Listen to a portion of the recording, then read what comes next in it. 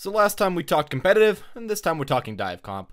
Howdy guys, it's Joe here. Today we're going to be talking to you guys about why players hate dive comp in Overwatch. Now before we get started, I want to say a caveat. Not every player hates dive comp. A large majority of players, maybe not majority, but a large amount of players love dive comp. They think it's very fun, very quick, and something that the game hasn't really had way too much before.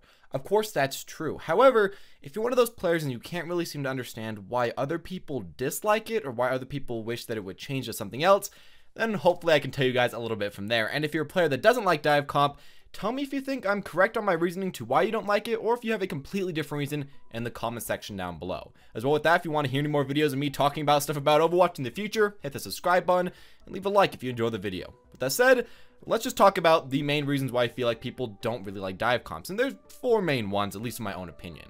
Now, first off, I think the focus on DPS with dive comps hurts a lot of players and really turns off a lot of players from playing Overwatch right now.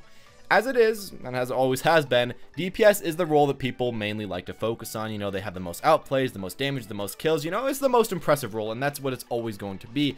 However, as it is right now, I feel like it's an extremely huge unbalance compared to previous seasons and previous metas.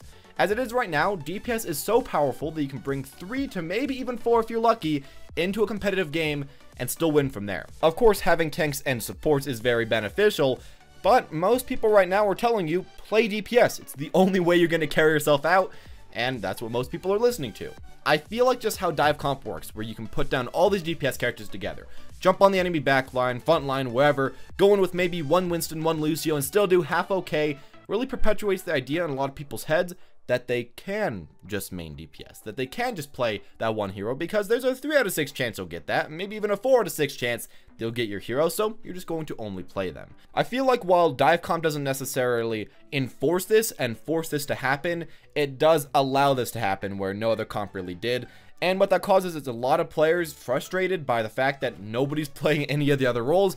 A lot of players coming onto forums, coming onto YouTube comments and anything like that. Maybe this is just me, but we haven't seen this really in any previous season, just in dive comp. I don't know. That's at least one reason why I don't like it right now. Now, to something completely different, not ragging on DPS because everybody's been doing that forever. I'm going to say that in this current meta, tanks are super strong, and in particular, Winston and D.Va are super strong. The problem is, none of the other tanks are very good at all. Sure, you can sometimes get a pretty nice hold, Orisa Torb on first point, but any of the other tanks, honestly, in esports and very high competitive games, you can't play them way too well. And the problem with this is the fact that you pretty much, if you are a tank player, have to play the same tanks again and again and again.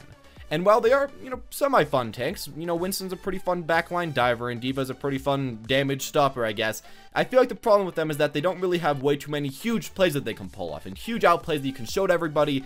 For the most part, the best thing you can see from one of these players, somebody that's very good at one of these tanks, is to have a good engage. But after that, it's really just up to their DPS to finish people off and to really do everything. After you get that nice engage from the beginning, get that nice call out, you can't do way too much. Now, I do understand that tanks in most metas, except for the tank meta, haven't really been able to get way too much outplays and been able to be played way too much. But even where Reinhardt was essentially a must pick, I feel like you at least have the option to switch between almost all the other tanks and see what would work for your comp the best. As it is right now, though, how every single game goes as a tank is, you wait for your team, you jump in together, you get on the backline, you deal some damage, you block Soldier or McCree with D.Va, and then you go back to your team, rinse and repeat over and over and over again.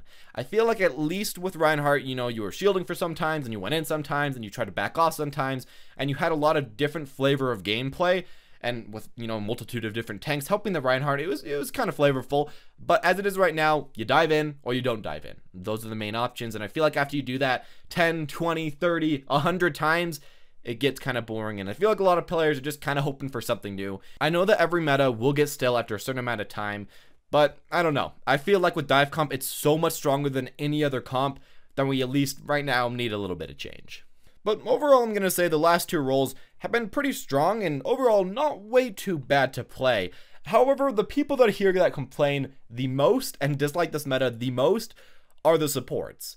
Mainly just because you get dived on again and again and again, and you really can't stop them from doing way too much. Even with characters like Anna that were particularly good at, you know, being anti-divers, he can only stop one. And the only support that can really survive way too much right now is a Hiding Mercy or Lucio, so you kind of got to pick in between them. Of course, the other supports are very strong, and you can play most of the supports right now. You know, it's a pretty decent support meta.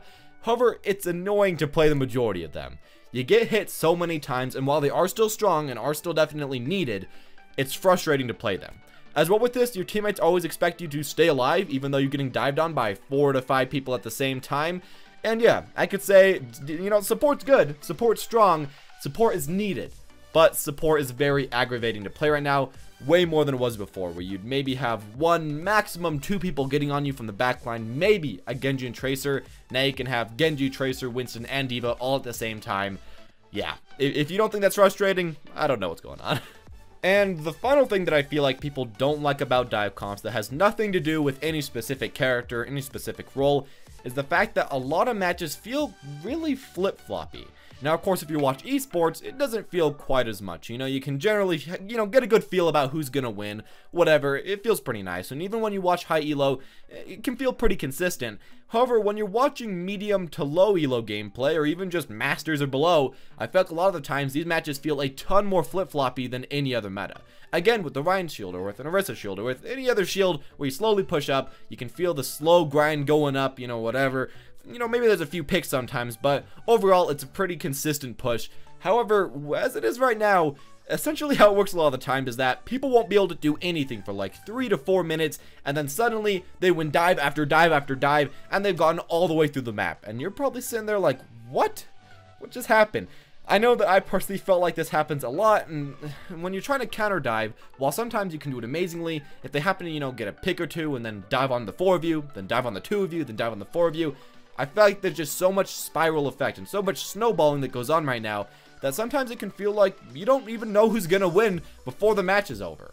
A lot of the times I just feel like the matches go maybe too quickly, maybe they just swap around too fast, and while they are very fun and are very ecstatic and are very entertaining and engaging, sometimes I feel like it might just go a little bit too far. And especially if you like to have a more calm gameplay, like Overwatch used to be during some metas, then yeah, you could see why some people may dislike how this is, while others may love the thrill of it changing again and again and again. Overall, I feel like when you put these all together, even if you just have one thing that you don't like about this new meta, I guess this kind of old meta by now, I say that maybe you could see why people might not like this the most. Now, of course, as always, there are problems with every single meta, and there will always be problems with every single meta. When a new one comes up, I'm sure there's going to be a lot of people that dislike it. Personally, out of all the metas that we've gone through so far, dive has been my least favorite. I personally really like a slow push game where you try to get through the enemies and try to pull off every stop that you possibly can.